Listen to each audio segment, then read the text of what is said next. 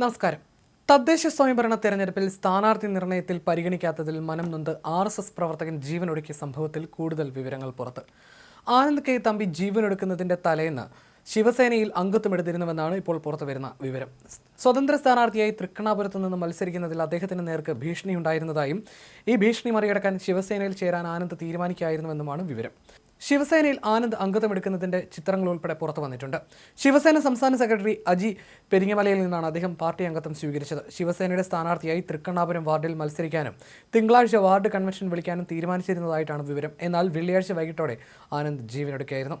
അതേസമയം വിഷയത്തിൽ പ്രതികരിച്ച് BJP നേതാക്കളും രംഗത്ത് വന്നു. സംഭവത്തിൽ അതിയായ സങ്കടമുണ്ടെന്നും എന്താണ് കാരണമെന്ന് അന്വേഷിക്കുമെന്നും BJP സംസ്ഥാന അധ്യക്ഷൻ രാജീവ് ചന്ദ്രശേഖർ പ്രതികരിച്ചു.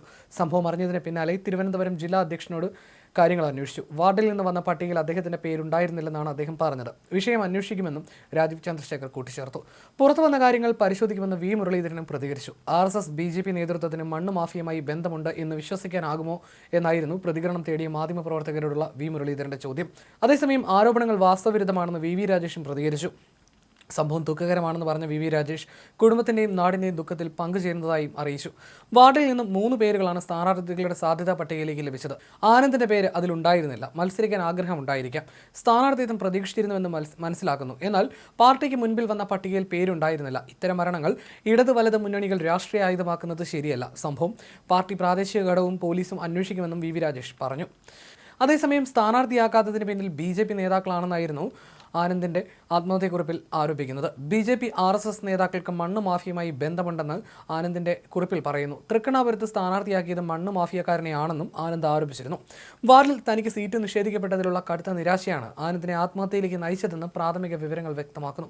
തൃക്കണ്ണാപുരം വാർഡിൽ BJP നേരത്തെ സ്ഥാനാർത്ഥിയെ പ്രഖ്യാപിച്ചിരുന്നു. എന്നാൽ നിലവിൽ പുറത്തുവരുന്ന റിപ്പോർട്ടുകൾ പ്രകാരം ആനന്ദിന്റെ പേര് ഈ ലിസ്റ്റിൽ ഉൾപ്പെട്ടിരുന്നില്ല. പാർട്ടിയുടെ ഈ നടപടിയിൽ കടുത്ത അമർഷവും വേദനയും അനുഭവിച്ചതിനെ തുടർന്നാണ് അദ്ദേഹം ജീവനൊടുക്കിയതെന്നാണ് റിപ്പോർട്ടുകൾ. ആത്മഹത്യയ്ക്ക് മുമ്പ് ആനന്ദ് സുഹൃത്തുക്കൾക്ക് അയച്ച വാട്സാപ്പ് സന്ദേശം ഇതിനിടയിൽ പുറത്തു വന്നിരുന്നു. BJP നേതാക്കൾക്കെതിരെയാണ് ഈ കുറിപ്പിലെ പരാമർശം. എൻ്റെ ഭൗതിക ശരീരം എവിടെ കൊണ്ട് കുഴിച്ചിട്ടാലും സാരമില്ല, പക്ഷേ BJP പ്രവർത്തകരും RSS പ്രവർത്തകരും ആ ഭൗതിക ശരീരം കാണാൻ പോലും അനുവദിക്കരുതെന്ന് ഞാൻ വിനീതമായി അഭ്യർത്ഥിക്കുന്നു. എൻ്റെ ജീവിതത്തിൽ പറ്റിയ ഏറ്റവും വലിയ തെറ്റ് ഞാനൊരു RSSകാരനായി ജീവിച്ചിരുന്നു എന്നതാണ്. ഈ മരണത്തിന് തൊട്ട് മുമ്പ് വരെയും ഞാനൊരു RSS പ്രവർത്തകനായി മാത്രമാണ് ജീവിച്ചിരുന്നത്. അതുതന്നെയാണ് എനിക്ക് ആത്മഹത്യയിലേക്ക് ചെയ്യാനുള്ള അവസ്ഥയിലേക്ക് കൊണ്ടെത്തിച്ചത്. ഇനിയും ഒരാൾക്കും ഇത്തരത്തിലൊരു ഗതി ഉണ്ടാവരുതേ എന്ന് ഭഗവാനോട് പ്രാർത്ഥിച്ചുകൊണ്ട് നിർത്തുന്നതെന്നുമായിരുന്നു അദ്ദേഹത്തിന്റെ കുറിപ്പ്. തൃക്കണ്ണാപുരം വാർഡിലെ BJP ഏരിയ പ്രസിഡന്റ് ഉദയകുമാർ, നിയോജകമണ്ഡല കമ്മിറ്റി മെമ്പർ കൃഷ്ണകുമാർ, RSSന്റെ നഗർ കാര്യവാഹ് രാജേഷ് എന്നിവർ മണ്ണ് മാഫിയാണ്. അവരുടെ നിയമവിരുദ്ധമായ പ്രവർത്തനങ്ങൾക്ക് അധികാരമുള്ള ആൾ വേണം. അതിനുവേണ്ടിയാണ് മണ്ണ് മാഫിയക്കാരനായ വിനോദ് കുമാറിനെ BJP സ്ഥാനാർത്ഥിയാക്കിയതെന്നും ആനന്ദിന്റെ കുറിപ്പിൽ ആരോപിക്കുന്നു.